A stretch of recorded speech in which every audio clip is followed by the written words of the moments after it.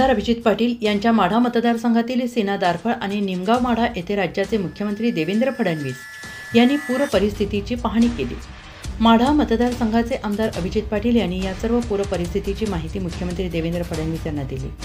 आमदार अभिजित पाटील यांनी सरसकट पंचनामे करून शेतकरी तसेच दुकानदार, व्यापारी आणि शेतकऱ्यांना तातडीने भरघोस मदत मिळावी अशी आमदार अभिजित पाटील यांनी मुख्यमंत्री देवेंद्र फडणवीस यांच्याकडे मागणी केली। यावेळी सोलापूरचे पालकमंत्री जयकुमार गोरे, खासदार धैर्यशील मोहिते पाटील, माजी खासदार रणजितसिंह नाईक निंबाळकर, आमदार रणजितसिंह मोहिते पाटील, माढाचे विद्यमान आमदार अभिजित पाटील, माजी आमदार राम सातपुते यांच्यासह अनेक मान्यवर आणि जिल्हाधिकारी कुमार आशीर्वाद यांच्यासह सर्व खात्याचे वरिष्ठ अधिकारी उपस्थित होते। विशेषतः या माढाच्या भागामध्ये काही गावांना आम्ही आता भेटी दिलेल्या आहेत। मोठ्या प्रमाणात पुरामुळे हानी झालेली आहे। शेतीचं तर नुकसान आहेच, पण घरांमध्ये पाणी गेल्यामुळे अन्नधान्याचं, घरातल्या सामानाचं देखील मोठ्या प्रमाणात नुकसान झालंय। आता आपण ज्या ठिकाणी आहोत तिथे मागच्या भागामध्ये जवळपास एक पूर्ण वसाहत जी आहे छोटी ती पाण्याखाली बुडलेली आहे। 22 लोकांना रेस्क्यू देखील एनडीआरएफने केलेला आहे। मुळात एनडीआरएफने चांगल्या प्रकारे हे रेस्क्यू ऑपरेशन या ठिकाणी चालवलं आहे। नागरिकांमध्ये फार चिंता आहे, आक्रोश आहे, कारण मोठ्या प्रमाणात नुकसान झालेलं आहे। राज्य सरकारच्या वतीनं आम्ही तातडीनं मदत सुरू केली आहे। कालही आम्ही जवळपास 2000 कोटी रुपये रिलीज केलेले आहेत आणि शेतकऱ्यांना तर आम्ही मदत करणारच आहोत, पण त्यासोबत आम्ही ज्यांच्या घरांचं नुकसान झालेलं आहे, ज्यांच्या अन्नधान्याचं नुकसान झालं आहे, अशांना देखील आम्ही मदत करणार आहोत।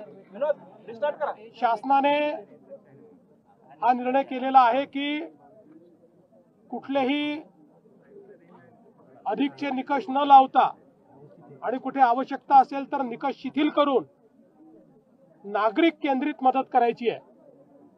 केवळ नियमांवर बोट न ठेवता नागरिकांना आणि शेतकऱ्यांना मदत होईल, शेतमजुरांना मदत होईल अशा पद्धतीनं मदत करण्याचे निर्देश आम्ही दिलेले आहेत।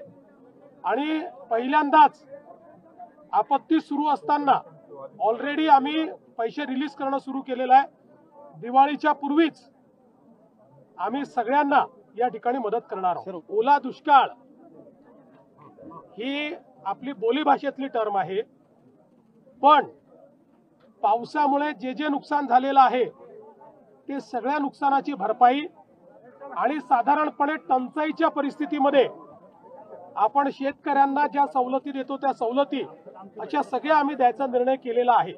त्याच्यामुळे सगळ्या प्रकारच्या सवलती आम्ही देऊ। तातडीची मदत हा महत्त्वाचा विषय आहे। ती तातडीची मदत पहिल्यांदा शेतकऱ्याच्या खात्यामध्ये देण्याचं काम आम्ही करू आणि केंद्र सरकारही मदत करणार आहे। आपल्या माहितीकरता मी सांगतो की एनडीआरएफ मध्ये काही ऍडव्हान्स पैसे केंद्राने आपल्याला दिलेले असतात, जे आपण खर्च करणं चालू केलं आहे आणि आपण जे काही पैसे खर्च करू त्यातले जे त्यांच्या नावामध्ये बसतात ते आपल्याला ते प्रतिपूर्ती करतात।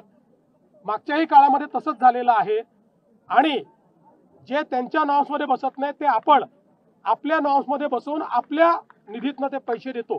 त्यामुळे या ठिकाणी काल मंत्रिमंडळात चर्चा झालेली आहे आणि याकरता जो काही निधी लागेल तो देण्याचं आश्वासन मंत्रिमंडळाने दिलेलं आहे। त्यातनं 160% भरलेला असताना पाणी आधी सोडलं नाही आणि अचानक एकदम पाणी सोडून दिल्यामुळे हा फटका बसला। असं आहे की पाण्याच्या संदर्भात पाऊस हा ढगफुटीसारखा जेव्हा होतो त्यावेळेस रेग्युलर नियोजनाने पाणी सुटत नाही।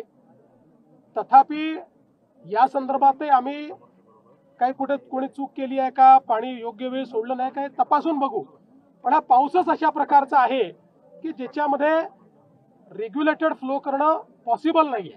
रेग्युलेटेड फ्लो केला तर दुसऱ्या बाजूला अजून मोठा पूर येऊ शकतो आणि म्हणून त्या दृष्टीनं हा काम केलं आणि अनरेग्युलेटेड कॅचमेंट जे आहे त्याच्यामध्येही ढगफुटीसारखा पाऊस झालेला आहे।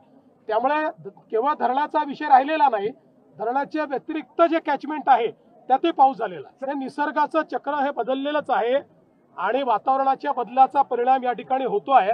त्यामुळे निश्चितपणे आपण याच्याकडे लक्ष देणं गरजेचं आहे. ते आपण लक्ष देतो. खरडून गेलेली जी जमीन आहे त्या जमिनीला नवीन नॉर्म्स आम्ही करतो. नॉर्म्स आहेत, पण आता अधिकचे पैसे आम्ही त्याकरता देणार आहोत. साहेब, शेतकरी अडचणीत सापडलाय. आपण म्हटले होते योग्य वेळी शेतकऱ्यांना कर्जमाफी मिळेल. आताही आपल्याला सांगितलं की योग्य वेळी पहिल्यांदा शेतकऱ्याला तातडीची मदत देणं गरजेचं आहे. पहिल्यांदा ती मदत आम्ही देतो.